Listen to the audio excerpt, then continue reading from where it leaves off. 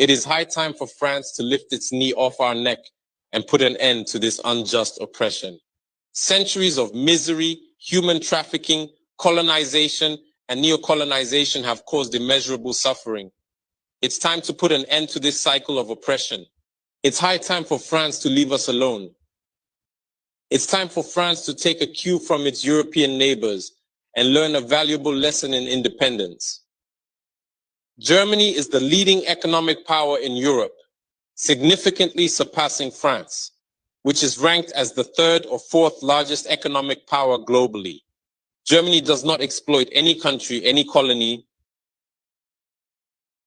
I can mention Italy, I can mention Spain, who had colonies before, but who do not exploit anyone, who do not interfere, who do not impose leaders in their former colonies. On what grounds does France believe it can continue to impose leaders on us and make choices on our behalf? This must come to an end.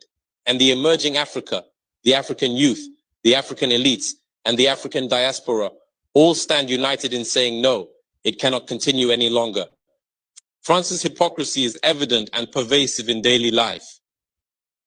Let's examine the cases of Mali and Chad as prime examples of this hypocrisy. In Chad, where the constitutional process has been interrupted, France applauded and its president visited to officially consecrate the new king's coronation ceremony.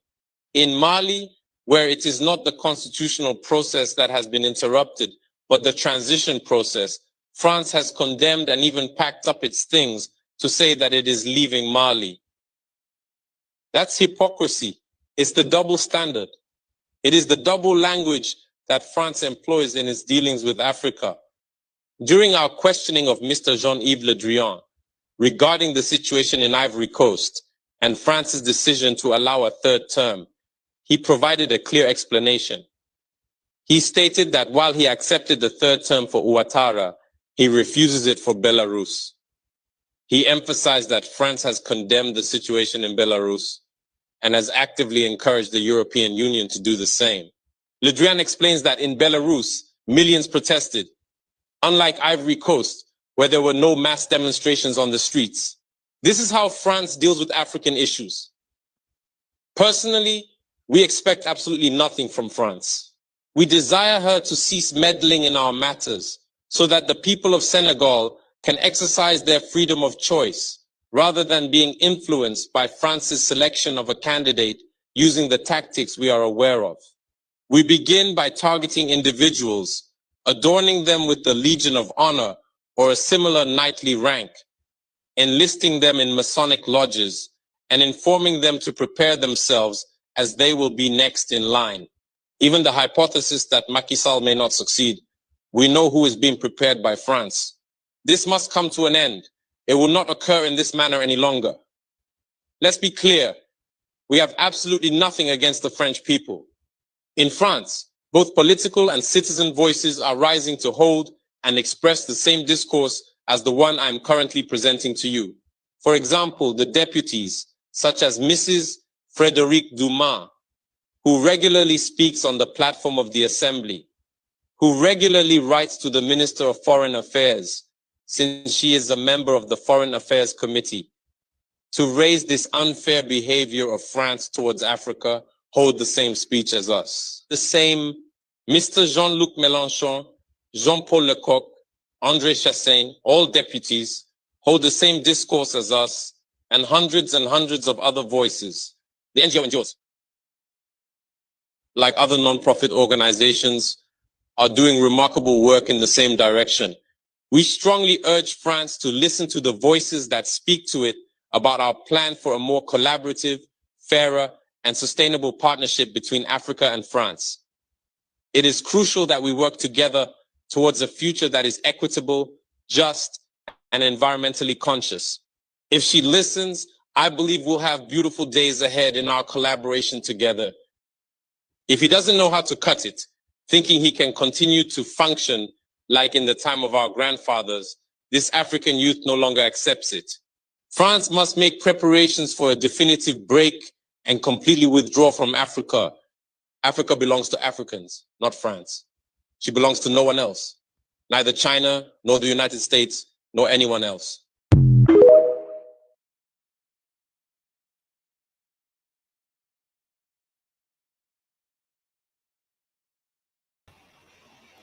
Hey, Marriott, welcome. Greetings, everyone. Thank you for stopping by.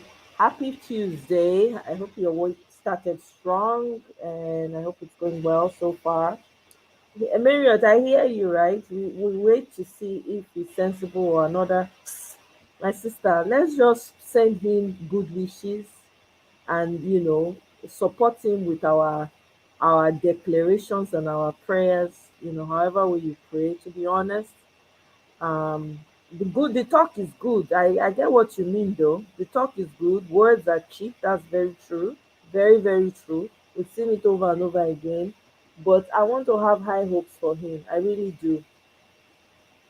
I really want to give him a chance and I want to have high hopes for him. So for me, I send him all the good wishes. I'm very happy for the Senegalese people, Senegalese brothers and sisters. Make una no forget us. So in your enjoyment level.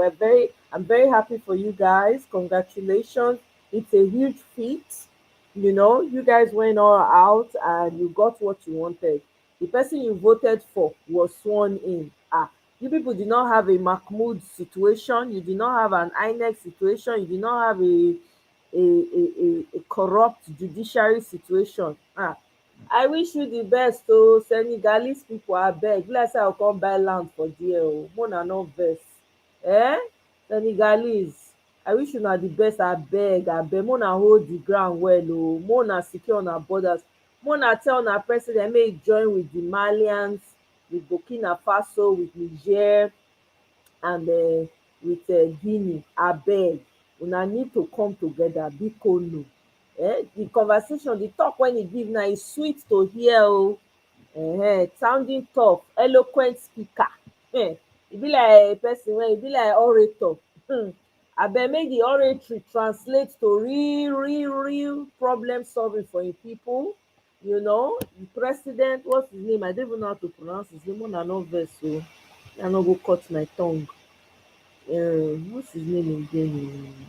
Una no vex. I dey find. I wan check him name. I wan check his name. um Meanwhile, Togolese government, oh God, oh, Africa. Eh? I know, right? Marriott. I wish them luck too. Beautiful people and country, right? Yeah. So Togolese, so they say Nasingbe, na im be the man name. FEG Nas Farida, no, wetin be the man name? Okay, make we just say Nasingbe is desperate to find any means to enable him continue running Togo as a family estate. Mona imagine wetin dis man go do. He said dis new constitutional amendment, he amended the constitution. It has only one design in view: to continue nearly 6 decades of Nasingbe family rule in Togo. Hey God abeg. Hey! Osalobua.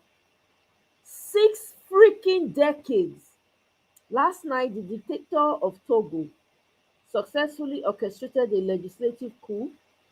His self-constituted parliament, filled with his siblings, nephews, cousins, and cronies, adopted a new constitution. Under this new constitution, he will no longer be elected by the people but appointed by the parliament. Hey, Nasingbe has thus eliminated the last slim chance of being voted out of office, intending to kpai in power like his father who ruled Togo for 30 freaking 8 years. Reflecting on the past 40 resistance, abductions, massacres, and executions, small Togo, and executions that culminated in the adoption of the 92 Constitution, the only one ever ratified by the citizens in a referendum. My heart aches. While the day just got brighter for Senegal, the night has grown darker in Togo. Hi! African leaders, my God. Eh? Hmm. This is painful, oh, I no lie. Other African dictators will be paying attention. They will want to copy this. Hey God. Eh? You another Togo is a beautiful country. You enjoy the place, but bad leader. Hey, my God. It's a shame, oh. I don't know. It's a shame. Neka, my darling. Oh, thank you for stopping by for a minute. That's fine. I appreciate you stopping by. Thank you. Thank you. Thank you. Yeah. I want to play another video. We could talk after this video. I really want to hear what one of my faves, Dele Farotimi, has to say. The man is always bringing it hot. 5-1, we might be lucky. Well, here we are on the precipice of 2000. How do you call it now? You know, Teju, Nigeria breaks my heart every time. It happens constantly. Me too. And I have been want to label myself as the Hosea of this season. You know, when the prophet Hosea was told to go and marry from the daughters of the harlots and have children by her. That is what Nigeria is to me, because to a very large extent, our tragedies are foretold, and they are easily foretold. All you actually have to do is look at where we are, what we are doing in the season we are in, and the likely effect of our actions and inactions, and it becomes very easy to say exactly what would happen next. We are a hard-headed people. We're ruled by a system that is unrepentantly evil, and the people themselves, unfortunately, do not appear to have a clear understanding of cause and effect. So it's not really necessary to be possessed of a third eye. It is only important that you understand that for every action, there are consequences. And for every inaction, there are also consequences. So what you're saying today is merely the beginnings of the consequences of several years and decades of actions and inactions that were always going to bring what we are dealing with today. So I wasn't being prophetic in any way. I was merely looking into the womb of time based on where we were, what we were doing, and where we appear to be heading. Okay, so as at, I think it's 1617 to 1 now. Do you think we have found the balance, or there's still more pain to come? Well, I don't want to end up being tagged the prophet of doom. But in a situation where you have a oil-producing country that loses the entire value in the value chain, faced with multiple levels of wastages. With 7 drive modes, Nissan Pathfinder. In a world where world oil prices are rising and Nigeria's fortune should be on the up, what we are faced with is a country that cannot even meet its own energy needs and constantly has to import almost all of its energy requirements. As if that is not enough, $16 billion of Nigeria's money was wasted by Obasanjo's government in pursuit of darkness, and we're having to burn diesel and petrol in pursuit of energy in our household. Right here and now, I'm burning diesel again to be on this program with you. And what I'm doing is not new. It is replicated in almost every home in Nigeria where people could afford to buy one form of fuel or the other to power private generators. So that the dollar is going to, that the naira will weaken further than it is a self-fulfilling prophecy. I don't need to be God's power Oyewole. I don't need to be Emmanuel or one of these, our many, or maybe even Odumeje, or one of, I don't have to be one of those. The fact of the matter is that all you need is the capacity to objectively evaluate our situation and tell the truth of where we are. Our reality is suggestive of the road to Venezuela, if not worse. So it's not about gazing at any crystal ball. It's about looking to our reality. The public wastage of funds continues. Refusal to create value continues. Multidimensional poverty continues. It is a self-fulfilling prophecy unless there is a dramatic turnaround nothing is going to change. It will only get progressively worse. Okay, now let's come to who you are. I could use many adjectives now, and you would turn all of them down. You say, I'm none of those. I'd say you're a public figure. I'd say you're, well, not celebrity, but celebrity adjacent. I'd say that you're ubiquitous. And knowing you turn down everything. But here's the thing.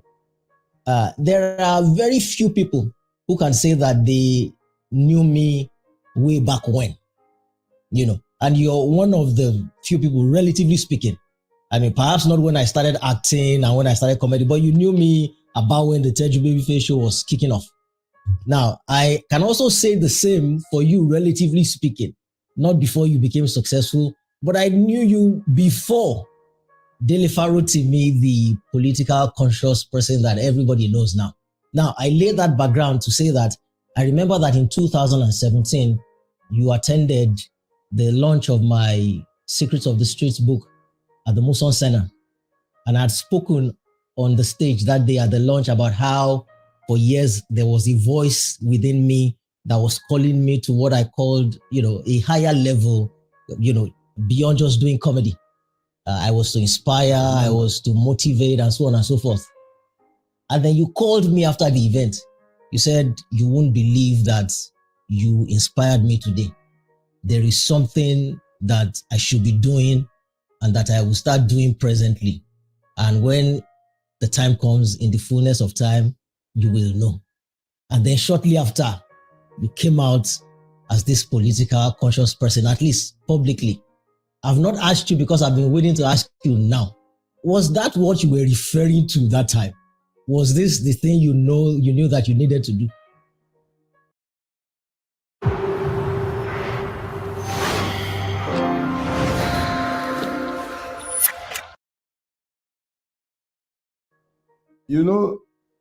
Back when I was in the university, long before I was married, I told each and every one of my friends, and I told my wife long before I married her. I got married in 2002. But I told my wife that once I turned 50, I was going to leave the practice of law. But the closer I came to that landmark, the more reluctant I became to walk away from what I had done all my adult life, the only thing I knew how to do to earn a living. Law has been the love of my life, and it was all I ever wanted to be. All I wanted to be was a lawyer.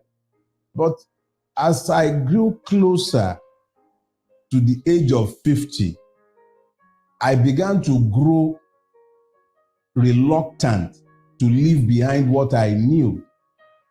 Now, there was a bit of fear involved because Nigeria is not a place that encourages one to tell the truth. Telling the truth victimizes you in Nigeria. And somebody who is in the service sector, as I was, a lawyer, servicing a lot of high net individuals, almost all of whom depend on the goodwill of government. And they had made it clear they were very unhappy with the idea of me becoming the person I am today. So it wasn't exactly a very easy decision to take.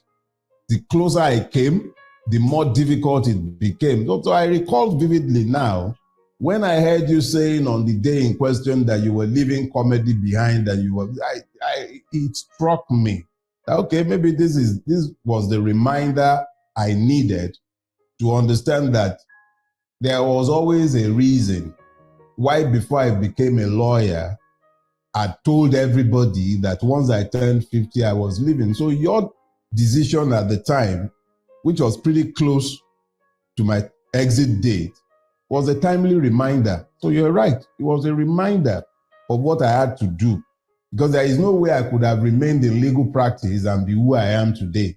It's not possible. It's almost impossible to look at the Chief Justice of Nigeria and call him the corrupt man that he is if I was still going to be standing before a judge to say, my Lord. But that's the truth. So it was one of the sacrifices that had to be made, and it wasn't a very easy sacrifice to make in the moment. But I'm thankful to God today for your timely reminder and for the grace to walk away. I'm thankful to God for it. awesome. You're right. But Bradley, you've always been fearless. And you might be humble or coy about it, but I will tell you of another incident. You see, I consider myself very fortunate when I think of the people that I've had the privilege of being in their closet.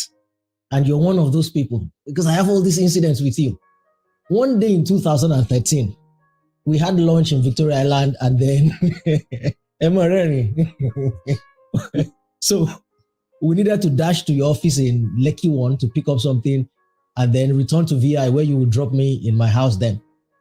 And so we're approaching the toll gate, which had just come up at that time, and you referred to it as a monstrosity. So this is the Lekki toll gate.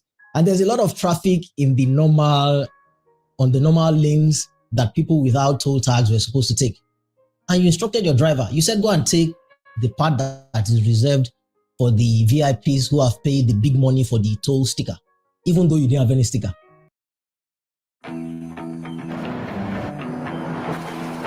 With 7 drive modes, Nissan Pathfinder can go pretty much anywhere. And I'm looking at you like, but they don't allow people past that place. You said he should go. And he got there, and the toll booth officer took a look at the driver and you and just waved you on.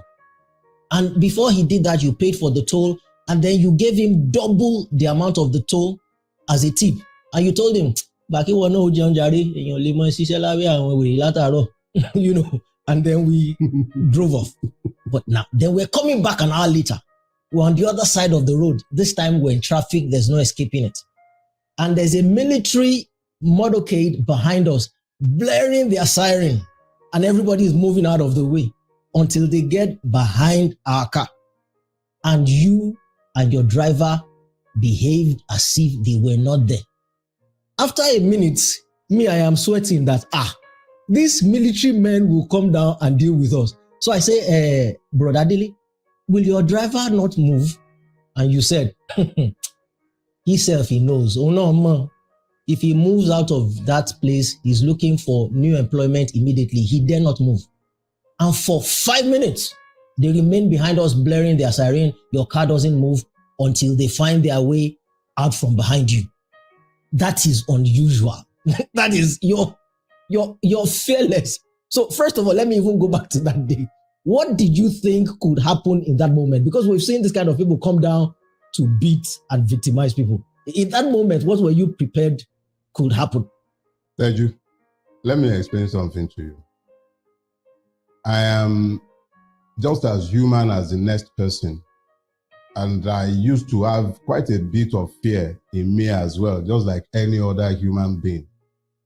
To be frank with you, I really can't recall these incidents, but they are exactly who I am, and I would most likely have done exactly as you have described. However, let me give you a basis for who I became. I think it was in 2018. Yeah, just before my 50th birthday. I left my office, got home, and I had my favorite meal, pounded yam and egusi.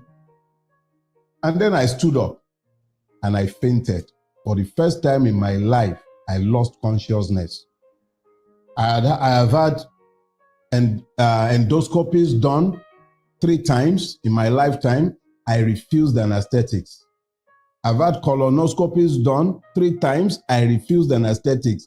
Basically because I'm always afraid that if I should sleep off, I will not wake up.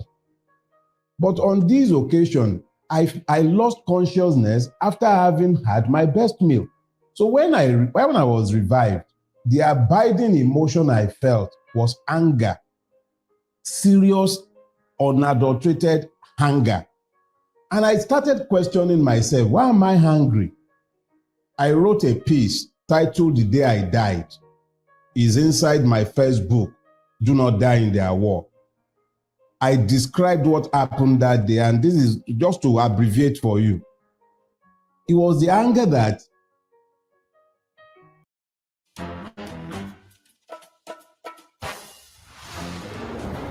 I wear a few different. I didn't die fighting oppression.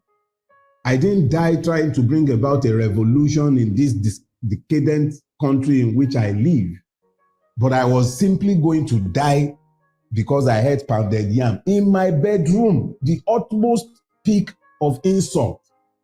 So I learned from that day that it didn't matter what any man might do to me, as long as I am doing what I believe to be the right thing in the moment.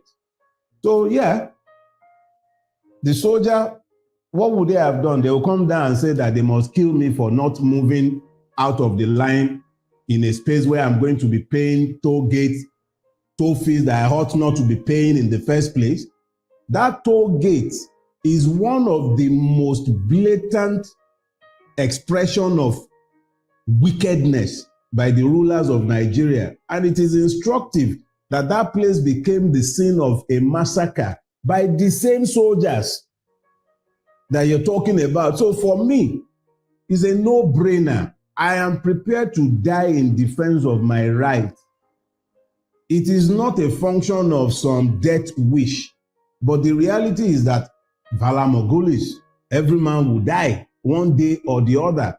So it is better that I died for something worthwhile, such as the protection of my right, rather than to die after eating pounded yam right at the prime of my life. So it doesn't matter how a man dies, really.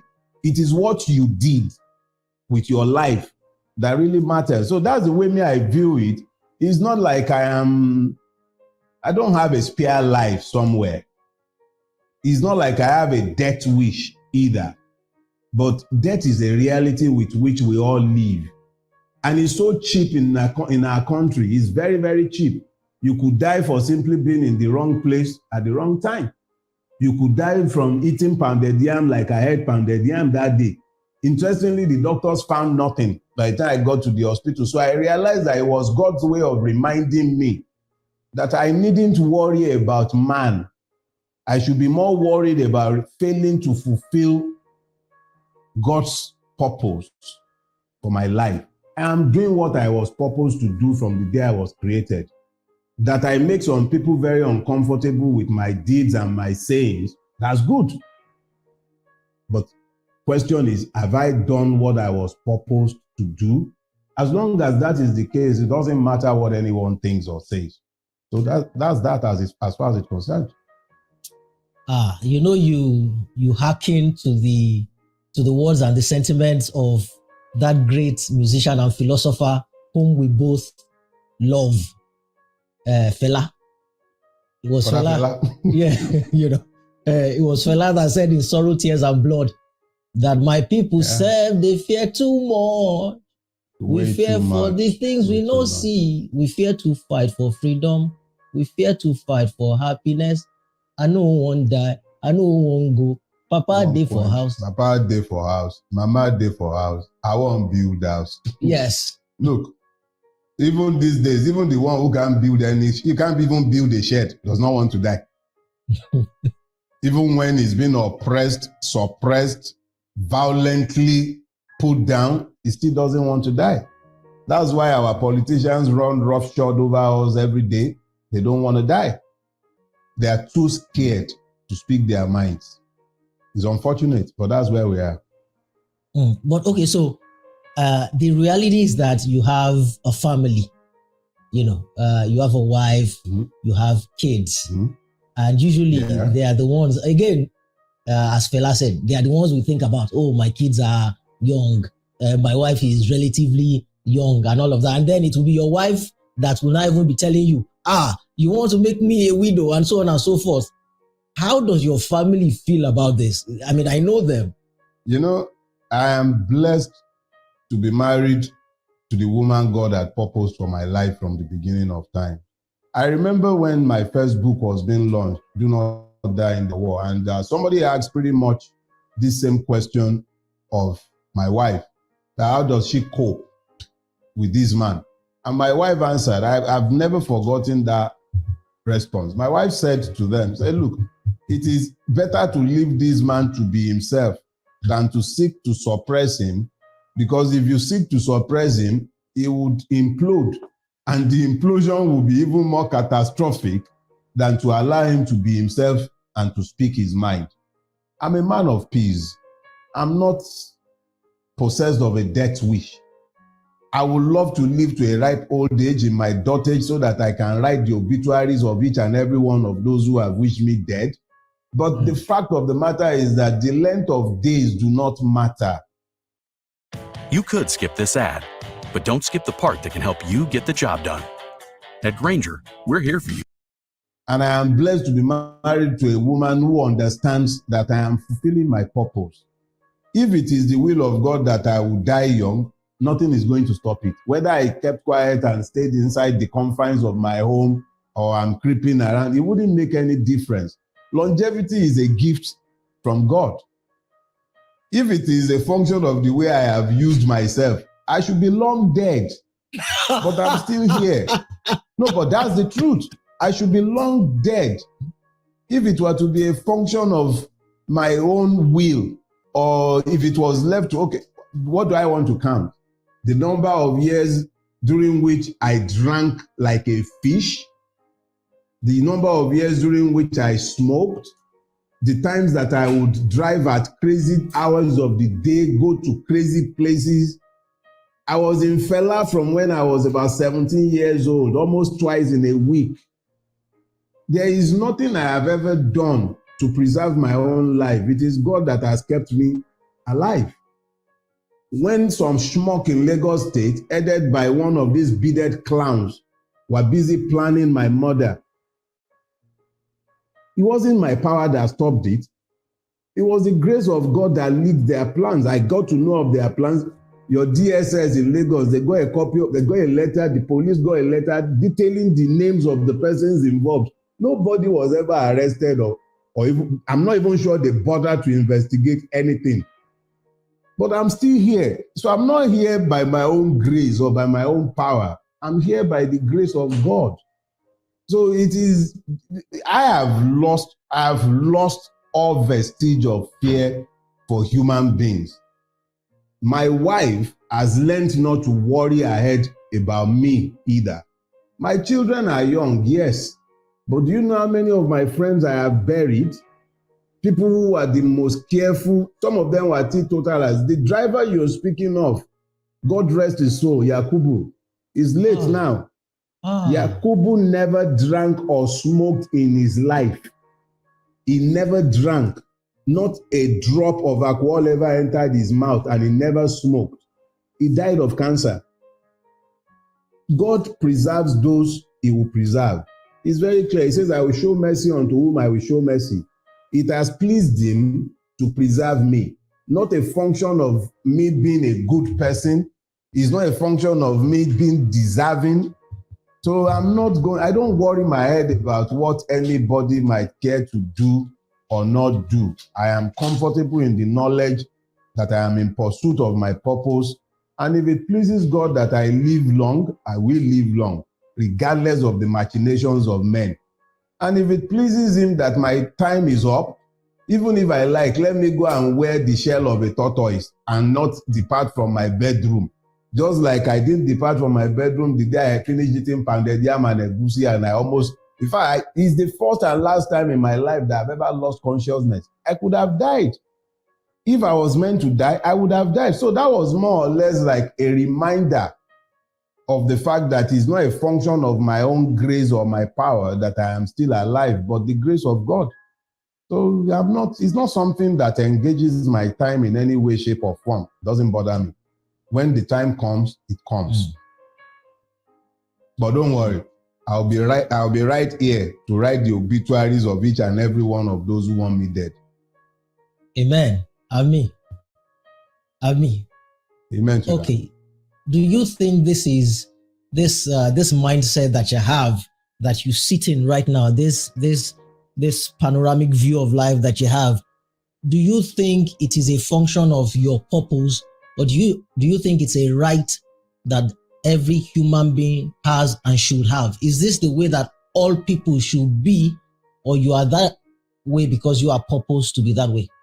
No. I think it's actually a mindset that all living beings should have. No matter how long you live, the only certainty in life is death. No matter how long you may live, it's not even certain whether we would have money or whether we would have children, whether we will build houses, whether we would be healthy. All those are not certain. But the day a man is born, the birth of a man into this sphere meant that he died to the womb. And the moment that man who died in the womb to be birthed into this plane was born into this plane, it began the journey to another death, which is also another birth. So, but it doesn't come home quite so clearly until when you are confronted with the reality of your mortality, as I was. Like I said, it was a subject that used to scare me. I didn't want to die because I had my children, I have my wife. I was always thinking about them. When I wanted to do something or the other, I'll caution myself, don't say that because you would offend some people.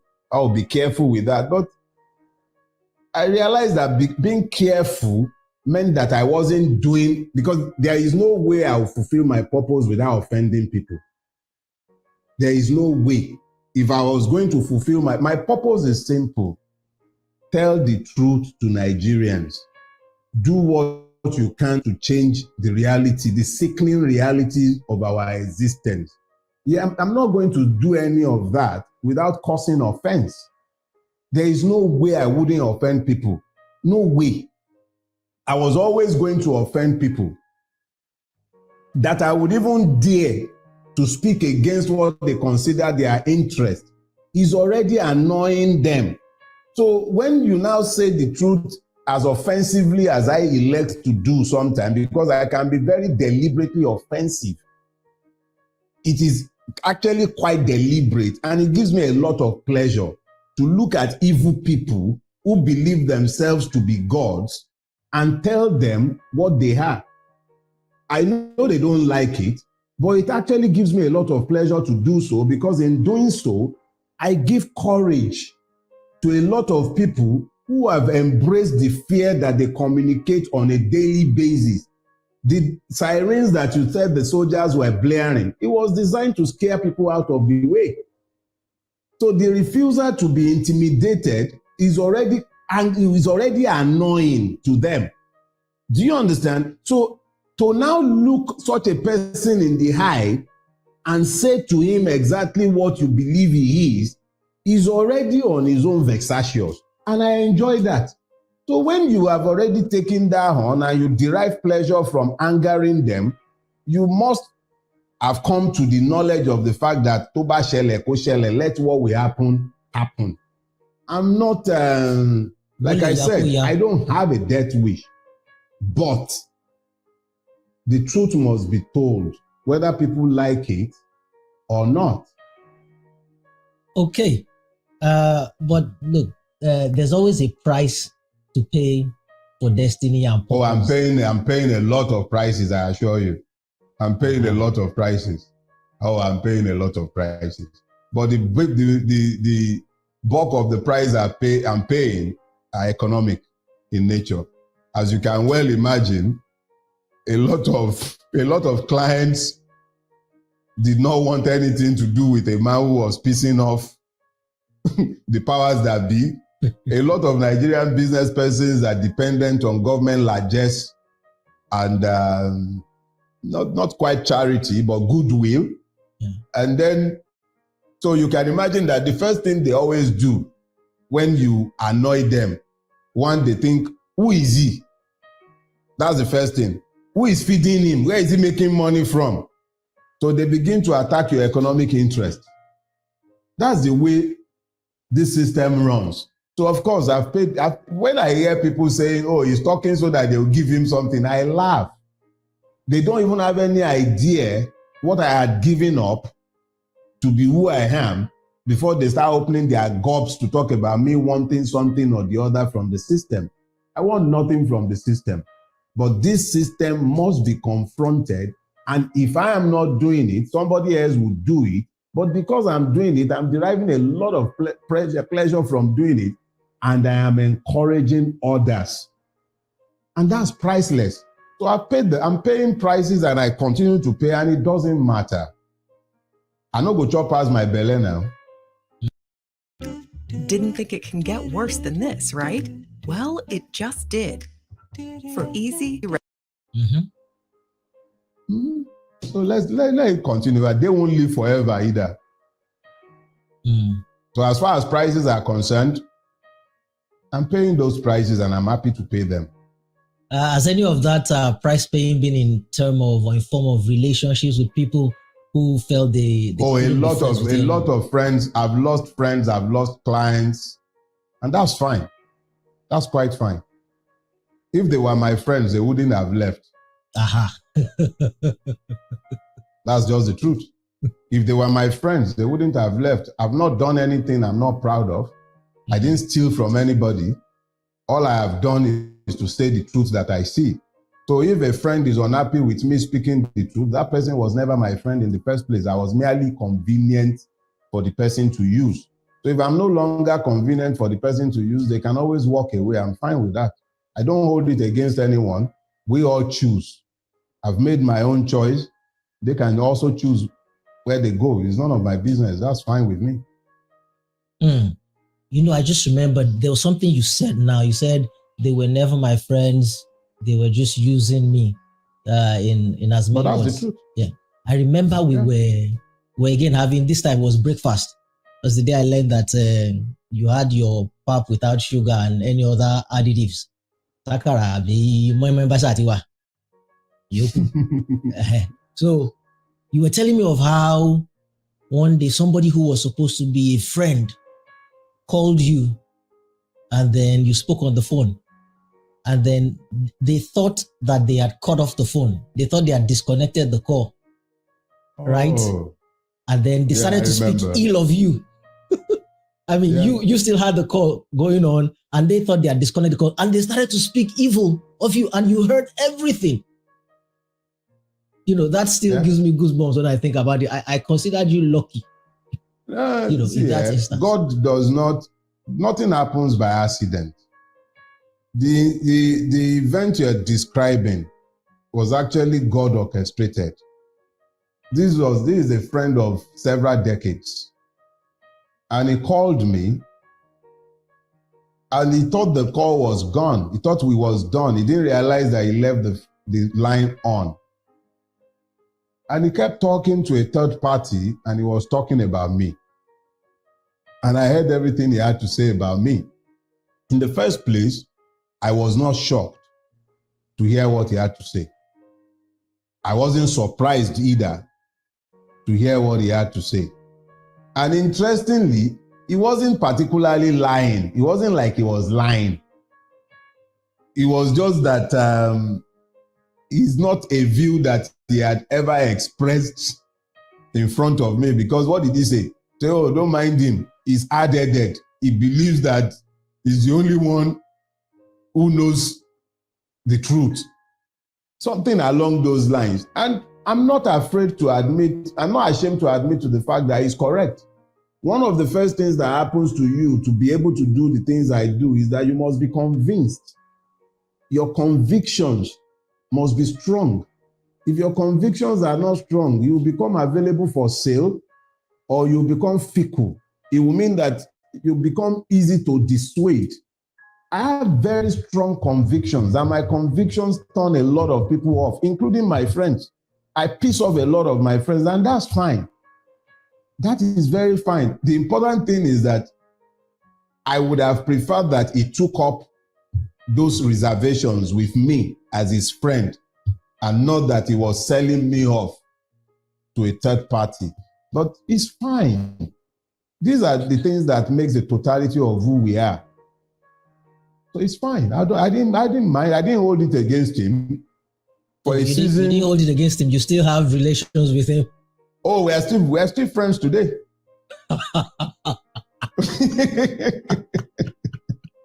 Really? What's the point? I didn't lie. Look, I should let you know that I never told you this. From that day, whenever I'm on a call with a person, I don't quickly disconnect the call. I'm always hoping that I get that kind of largesse. That somebody, it's not happened yet, but I keep hoping for it. You'll be surprised one day when you hear the one you don't want to hear. Now again, but it's fine. I go to Nigeria now, and where we are and how we're gonna get there. And I have several ways and several incidents with which or through which I could ask you this question.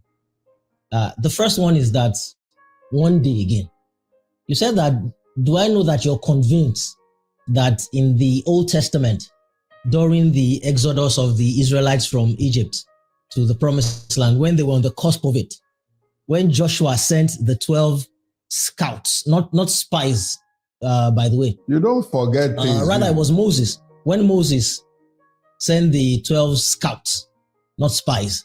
Spies are illegal. Scouts are tourists. He sent the 12 scouts, and they came back and told him that truly, that land is a land that flows with milk and honey, but it's a land that devours. Nigeria. Yes, you said you were convinced that it was Nigeria that he stumbled into, that it wasn't Canaan. That it's a land of milk and honey that devours its inhabitants. Where are we now? You know, I have told that anecdote a few times. And each time I have had occasion to tell that anecdote, it's been a very painful one to share. But it's a cautionary tale about the country called Nigeria.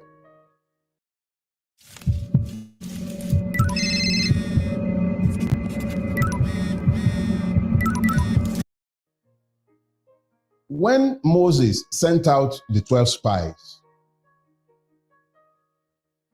the ones that came back and said, oh, it's a land flowing with milk and honey, but that they found the descendants of Anak. It was the descendants of Anak in the land, and that next to them, they were as grasshoppers. And I said, those people merely strayed into Nigeria. Because when you look at our country, Nigeria, you'll find a place that is unparalleled and incomparable to any other country in the world, unless you consider Congo, the Republic of the old Zaire. Nigeria is blessed with human and material resources, incomparable. We have oil, we have gold, we have everything that should appertain to good life. The Nigerian has no business whatsoever with poverty. But look around us. Nigerians are living in multi-dimensional poverty. And the ruiners of the country, they are living like pashas. They are living the lives of kings and princes. But the people themselves are deliberately impoverished. So it is not out of place to compare Nigeria to that place that was described as consuming its inhabitants, because Nigeria is cannibalistic in the extreme. In recent days, you've heard the story of Okwama, where the soldiers were murdered by a few, and where the soldiers went back with reprisal attacks and leveled almost an entire community, killing indiscriminately. Lekki Toll Gate and the massacre that took place there in October 2020 is another good example of what we have become as a people. Earlier in the year, we were talking about Bokos in Plateau State, where people were killed on Christmas Day like flies. Nigeria is the only place where you find the government talking about repentant terrorists and absorbing them into the army. Nigeria is the only place that will be as rich as it is, and you see people desperately scooping hot food off boiling cauldrons, packing rice with sand. This is the country where the rulers were hiding palliatives meant for people during COVID. Everything about Nigeria is suggestive of the country that the spies entered, where it consumes, it devours. Those are the words. It devours. It's a land that devours its inhabitants.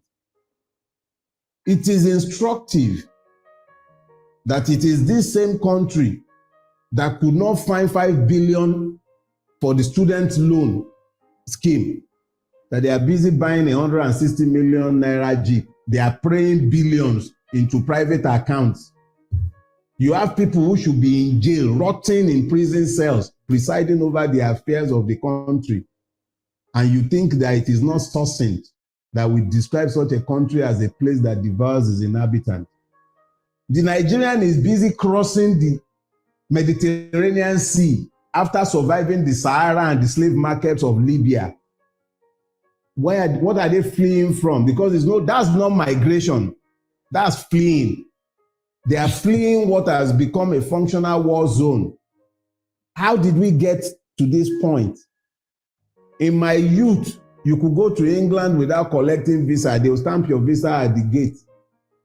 It's right there at immigration control that they'll stamp your visa to enter. This is the same country today where you require millions to buy ticket and you need to queue. You see our people queuing in the rain and in the sun to get visas to go out.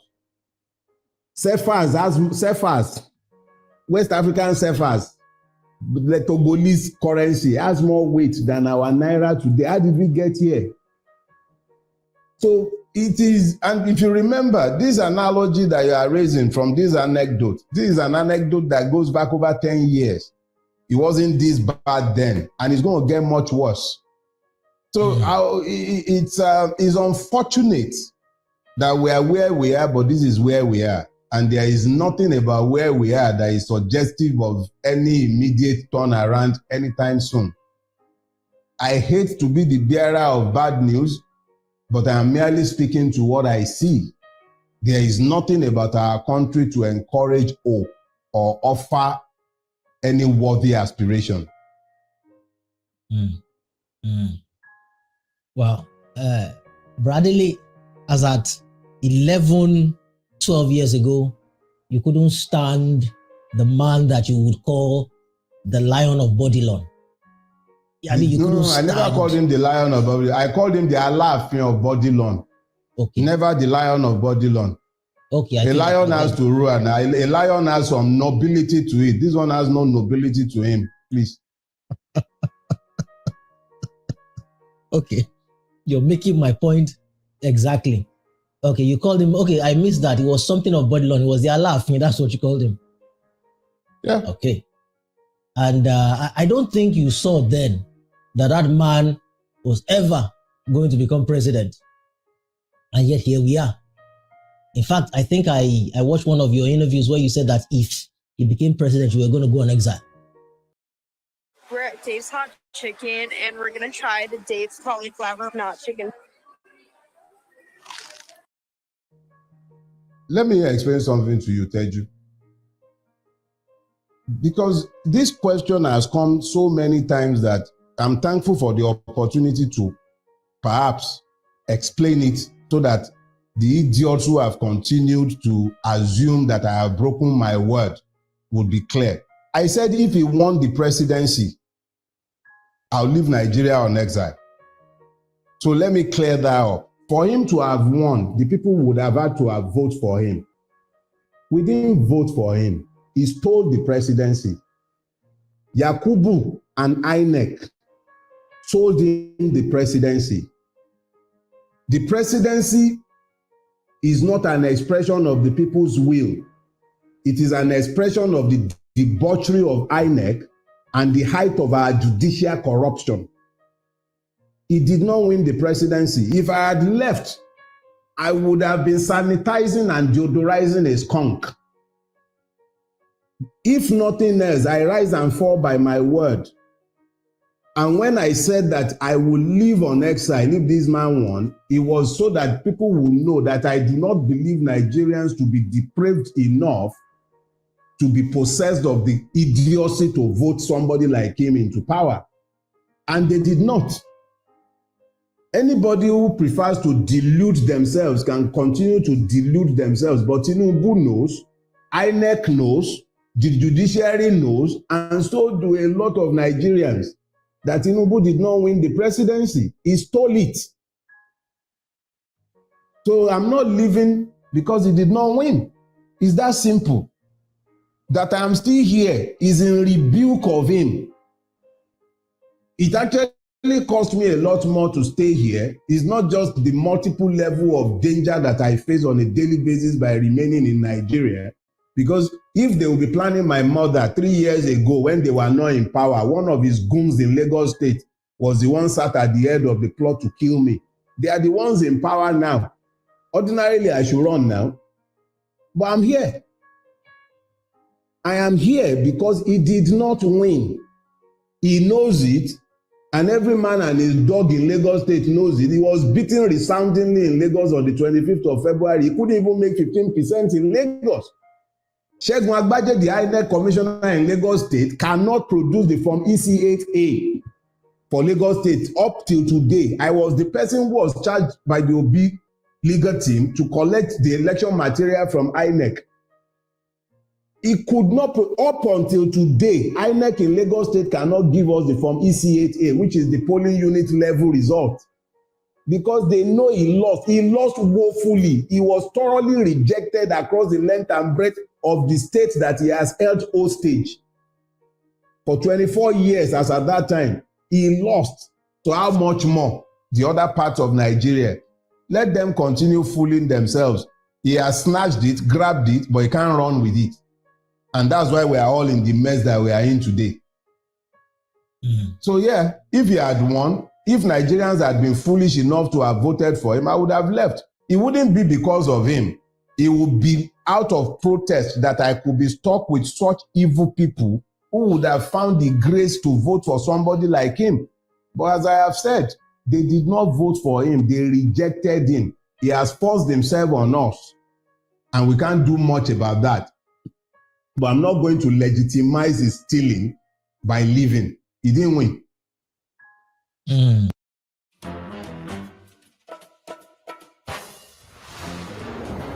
I wear a few different hats as. Wow. All right. Speaking of leaving, I remember that you were one of the very few people to whom I shared my plans to move my family out of the country about 2017-ish, 2017, 18. And you were unreservedly against it. You didn't think I should. I can never forget. You didn't think I should. You thought I should have remained. And then I left. And then I would call you every now and again. And you would always say, this was almost always your first thing on the phone when we spoke about Nigeria. Well, so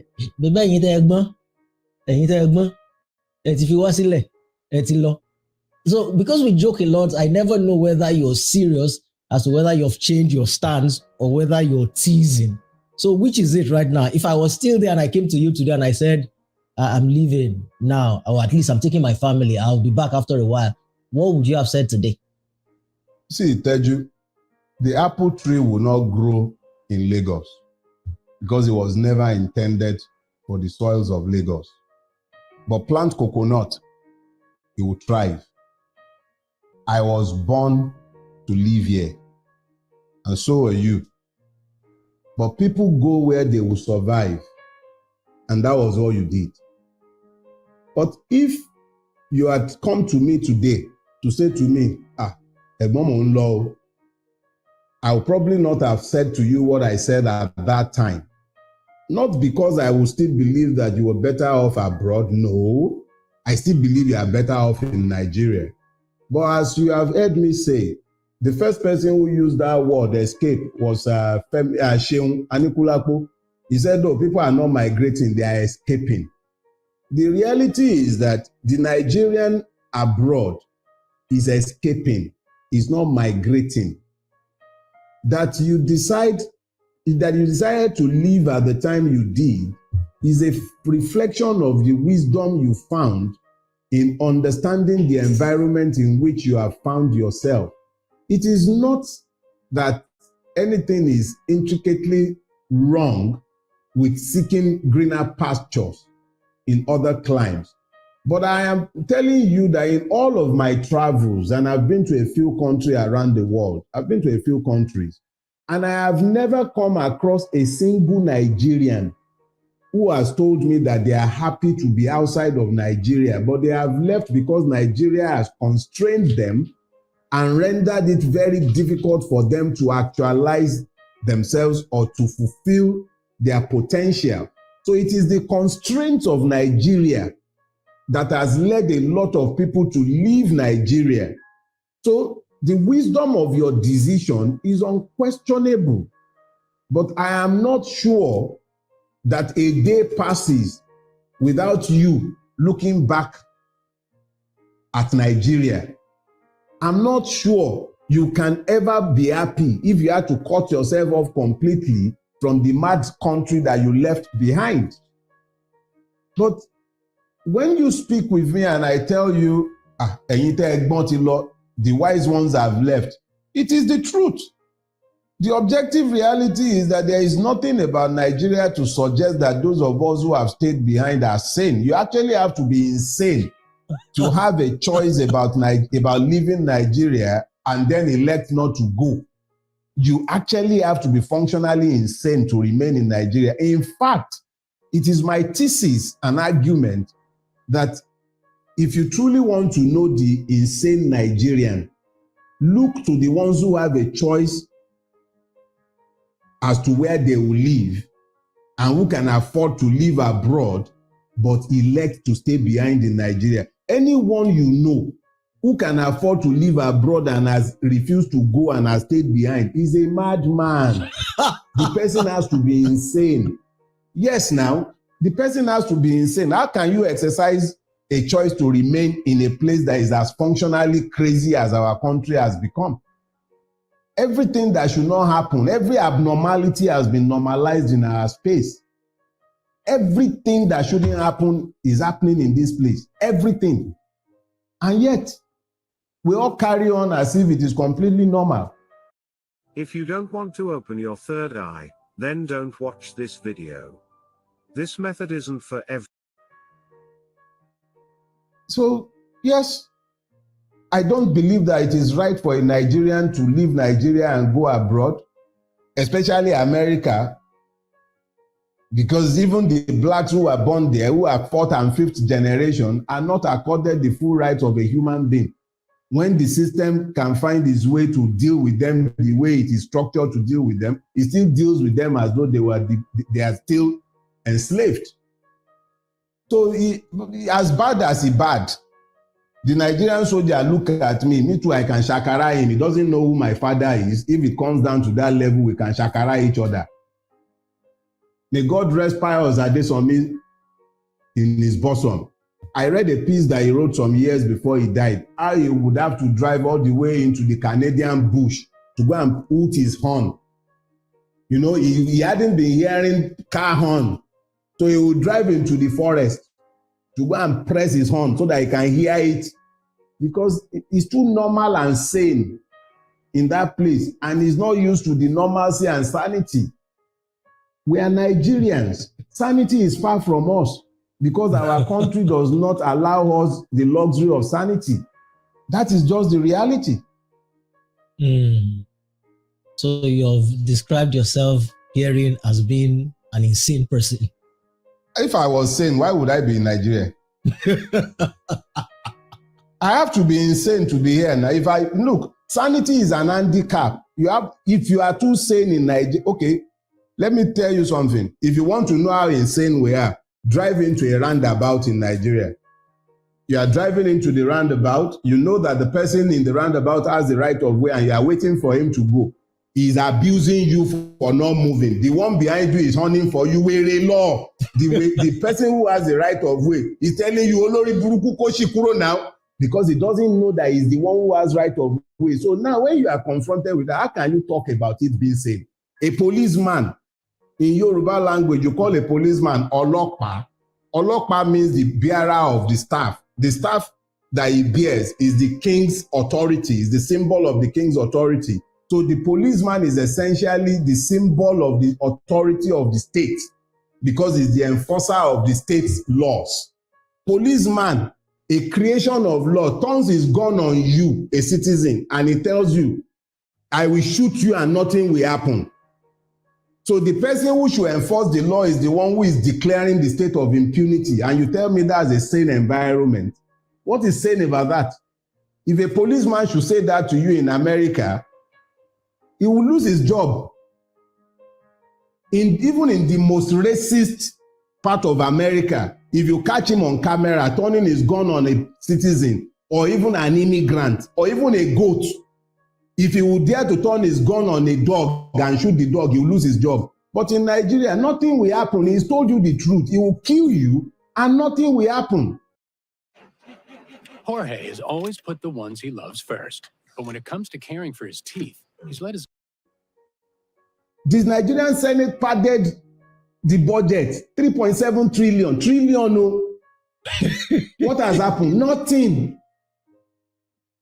So are we saying, how can we be saying and that will be happening in our country and nothing? Have you seen any reaction on our street? Nothing will happen. Nothing. So we can lie to ourselves and pretend that everything is hunky-dory, but the reality is that nothing is sane or normal about our existence. Our objective reality speaks to madness. We can ignore it, we can pretend it's not the case, but that is the truth. All right. Finally, Bradley, in the immortal words of Sonny Okosun, which way Nigeria? Usually when you ask people about the prognosis of Nigeria at this point, it's all doom and gloom, which is probably expected. But I've never asked you that, and I figured I was going to ask you now because you're in the know.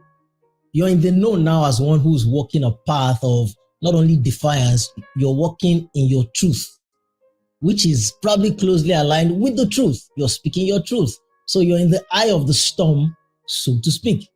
Therefore, if you would give your prognosis, I mean, it's bound to carry more weight than somebody who can't even speak out and is just talking, so to speak. So, which way Nigeria? Do we truly have hope in our lifetimes? What is it going to take? Teju, what I know is that our current trajectories are not sustainable.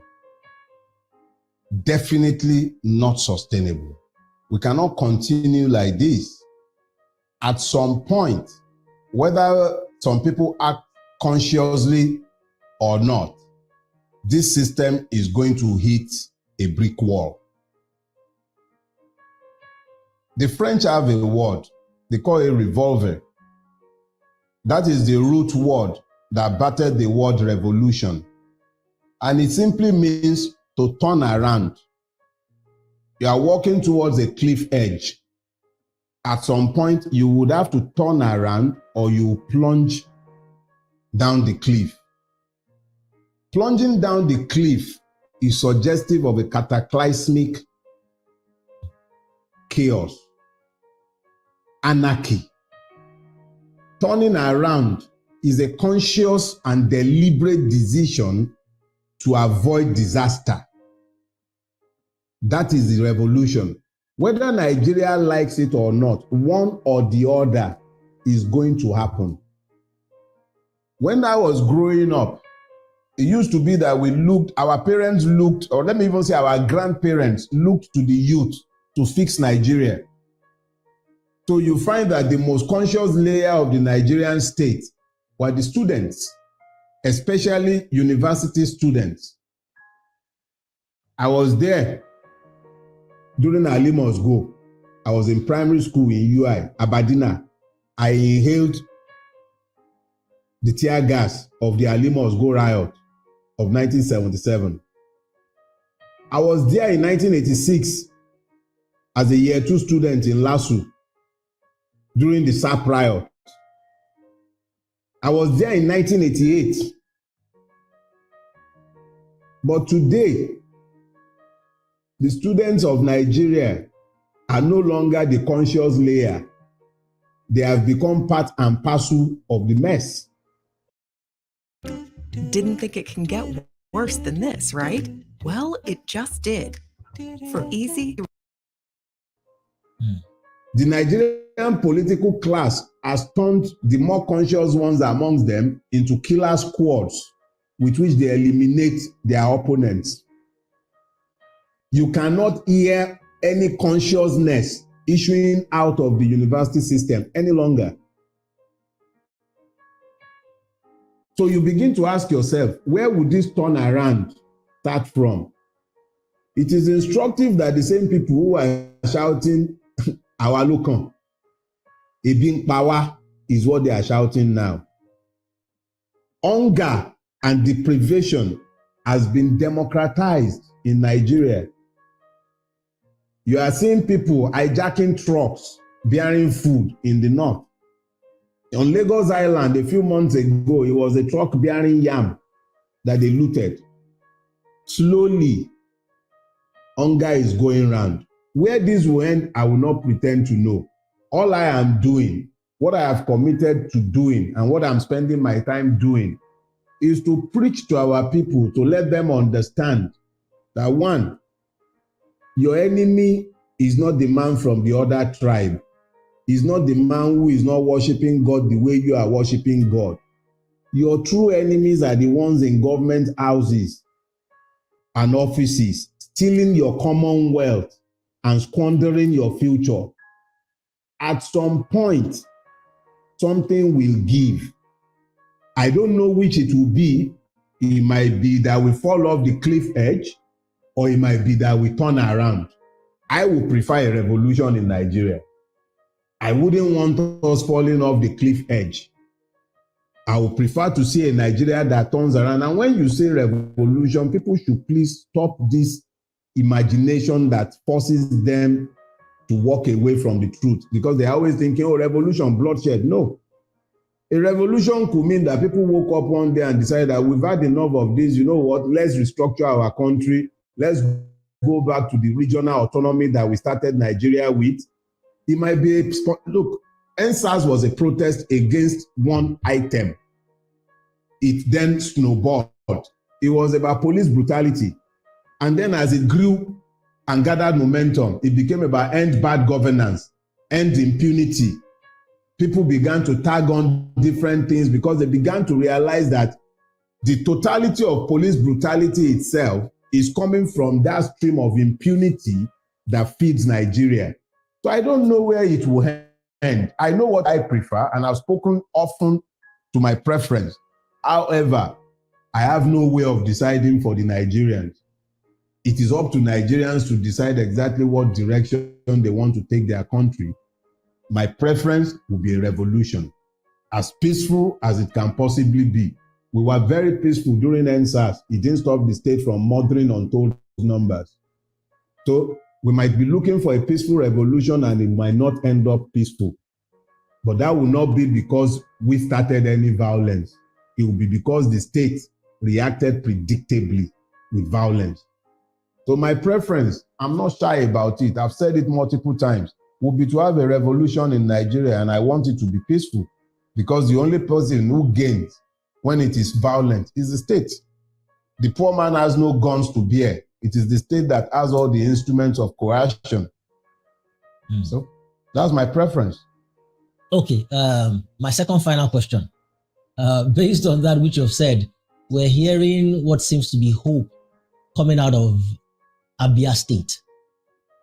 The governor seems to be doing some good things. From your practiced and experienced eye, is this the real thing in the right direction, or is this another mirage from which we will be rudely shocked back to reality all of a sudden? Is this going to spread? Is this going to catch? Could this be contagious? Why does Wi-Fi only seem to work in this room? You need Verizon Home Internet. How did... Oh, I let myself in. Get fast, reliable coverage in every room. Then you can watch your shows in here. See, the problem with our situation is that we can't vote our way out of our mess.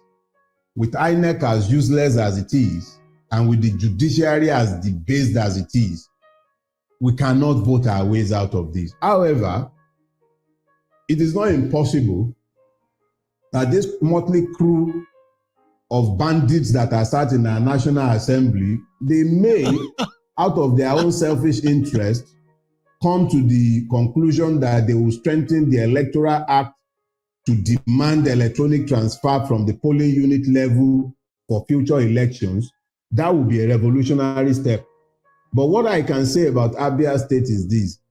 When a governor is succeeding 3 disasters like Oji Uzokalu, Theodore Oji, and Ipeasu, unmitigated disasters, all 3 of them, it becomes very easy for that governor to excel, because however little he might do, it will be magnified against the backdrop of the failures that he has succeeded. Everything coming out of Abia State is suggestive of a good governor who is giving good governance to the people, and the people would appear to be enjoying the dividends of democracy in Abia State. Whether that will be sustained for the next 4 years, only God knows. I have no idea. The man, if he is as wise as he appears to be, must know by now that he will not live forever, and posterity should be what he should be working towards. And he wasn't exactly a poor man before he became governor. So as long as he continues to remember the fact of his mortality, I would imagine that that should be sufficient to help him to do the right thing. If he continues that way, no matter how much they might want to rig, it will become impossible for them to rig him out in 4 years' time. And if they cannot rig him out in 4 years' time, it becomes easy to say that he would retain power in 4 years' time, and he will continue and build on the legacy that he has started with now. But as you can imagine, you have 36 states, and we are speaking to only one state out of 36. Orojide Sanwo-Olu in Lagos has forgotten all about governance. Nothing appears to be happening in Lagos. Sorry, what did you call him? Orojide Sanwo-Olu. They had to bring out Oro for him to win what they call the election in March of last year. They had to bring out Oro. Oro came out in every local government in Lagos State. And considering the fact that he paid blood money to the survivors of Lekki Toll Gate, it is fitting to call him Sanwo-Olu. So that's my name for him. He is here in Lagos and we don't feel his impact. All he does is go around pointing fingers, and when he points at you, you are in trouble. So if only one governor is being talked about out of 36, it tells you how useless the situation is and how hopeless it has become. Only one out of 36 is being talked about. That is appalling in the extreme. My brotherly, thank you for doing this with me. It's overdue. No, it's a pleasure. On and on and on. I look forward to seeing you soon. Anytime, brother. Anytime.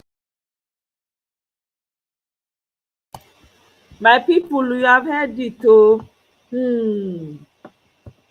I have said it before. The revolution that Nigeria needs does not have to involve blood. It does not. There's so many ways around it. There's so many ways. So many ways.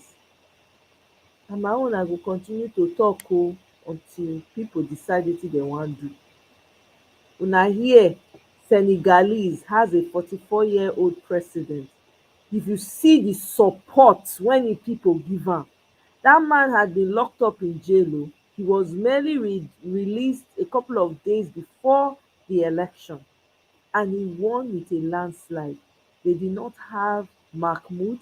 They did not have fraudulent judiciary. Everybody did what they were supposed to do. And the people were monitoring. The people were on the streets. Senegalese were on the streets monitoring. They're ready. They say, you know what? We buy here. If you not give us wetin we want. We buy here. Guess what? We are celebrating Senegal today because they have, the man is so eloquent. I'm praying, my own prayer is that the man should do right by his people. He should secure his borders. He should make sure that he goes and what's it called? Join forces with Mali, Burkina Faso, Niger, and what's the other one? Guinea. I'm telling you, because that's the only way so that he can secure himself and secure. Meanwhile, Togo has changed their constitution. Na parliament go dey choose their president now. Hey! Okoko bioko. After the one wey don serve for 38 years, his son don take over. Eh? Hey! In the whole 36 states of Nigeria, only Peter Obi na everybody dey shout every day. None of the other governors have anything to show for it. None of the every day this man is working. Every day Ot is working. Governor Ot is every single day. People are traveling from all over to come and sign, to come and do business with Alex Oti. Hey God, oh, I don't know. I Hey, is you guys heard, you heard it oh, for those of you that were here from the beginning. He said it's gonna get worse. It is going to get worse. It's not going to get better. Did you guys hear? They are about to forgive the how many bandits that they locked up. They have released some and they are going to forgive some. Guess what? They're going to join the army, the police, slowly take over. And then one man came on Channels News. Oh God. The man was saying, yes, they have to, forgive them and rehabilitate them. I'm telling you, this man is from the West, he's not from the North. People that have slaughtered people, you want to bring them back in the midst of human beings. Hey! Nigeria is fucked, man. Sorry for my friend. Excuse my friend. Nigeria is fucked big time. When you have people at that level justifying why bandits should be set free, you already have a problem. Gumi, shebi dem dey call, dem dey talk say dem don call Gumi for questioning. Guess what? Maybe na audio, na just audio. They just want to make it look like they are working. They are not working fire. Gumi has officially made himself, he is the middleman between terrorists and the government. Shebi una see say he send Tinubu message. When Tinubu dey tell am whether federal government caution am, he send message to federal government. He say person wey dem don Tinubu wey dey accuse of drug dealing, heroin trafficking, no get right call anybody terrorist. Ew! Osun, Nigeria. Oh my God. There was once a country. My sister, let them leave Kanu. Now we dey talk. They should release the man. The man is a saint. He's a saint. He's a saint. They should release him. They should let the man go.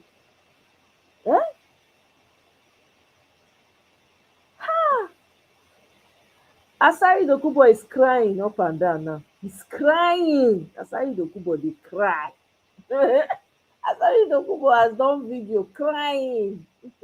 Oh my God. Hey. Oh. It's just that these people were destined to suffer because there was no shout. You did not shout. They are suffering it now and they are shouting. I'm like, the suffering has not started yet. It's warming up. It is warming up. This man literally has no clue. He's clueless on how to run the economy. He doesn't know what to do. While they are siphoning the money, they are telling the people to pay. Look at how many people died during stampede where they were sharing rice. Is it Nasarawa State recently? They did, custom said, sold some in Lagos. People died. Trying to rush to go and collect a bag of rice, to buy bag of rice. Nasarawa State, they were sharing, people died on top of food. Hey. Asari is the one crying now. Asari don dey cry. The 3,000 men, I know, e no get mouth take talk again. He's crying. Now he's complaining. Oh, these people never see anything. If Asari too make noise, they go just come for him head. Asari. The man, he's coming out and complaining bitterly. Bitterly. Every day, people are dying in Nigeria. Every day, they are kidnapping. Every day, there's vanity. Every day, there's terrorism. What will it take for Nigerians to say enough is enough? What will it take? What will it take? I'm telling you. Oh. Mm. Oh my God. I laugh. I'm just laughing because I don't know what else to say. It's quite sad. Really, it's quite sad. I'm not going to lie to you. Meanwhile, they are telling you that Bobrisky is the woman of the day. Oh, Oswa, Nigeria. Hmm. Hey. Hmm. Hmm. Oh God. Hmm.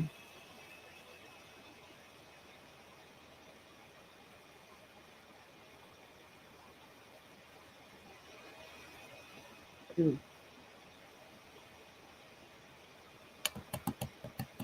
Hmm. Hmm.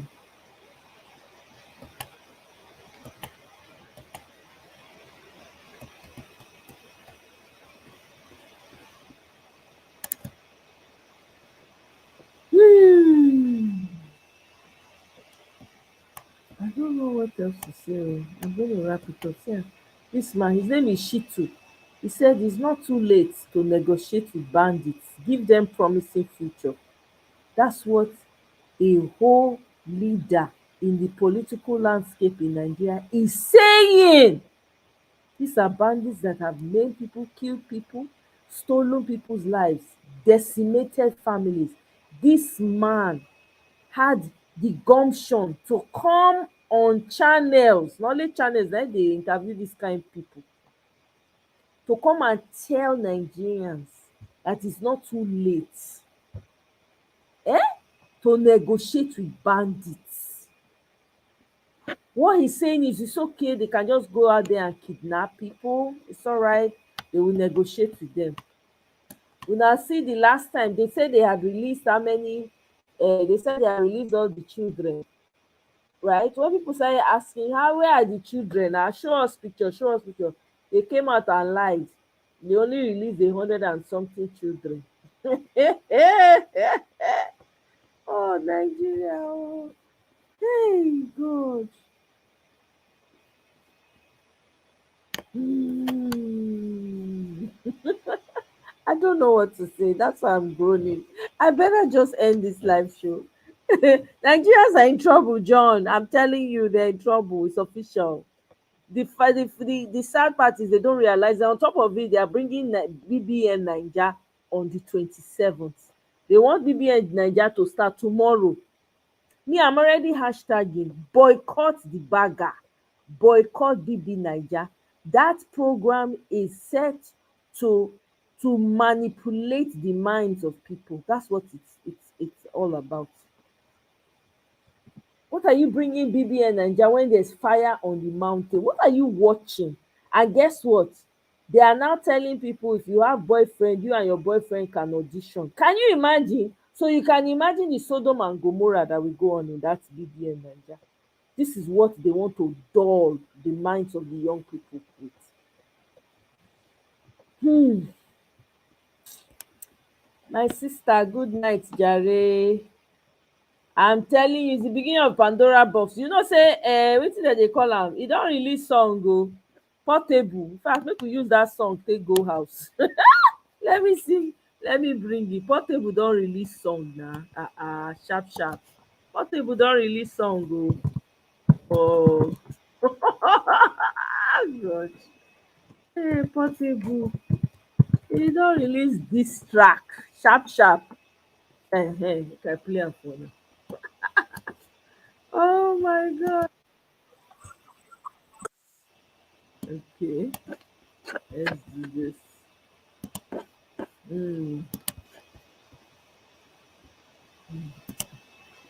Let's listen to Portable this track. on our way out. Hey. Kene, good night, oh my brother. Thanks for coming. I feel love from brotherhood.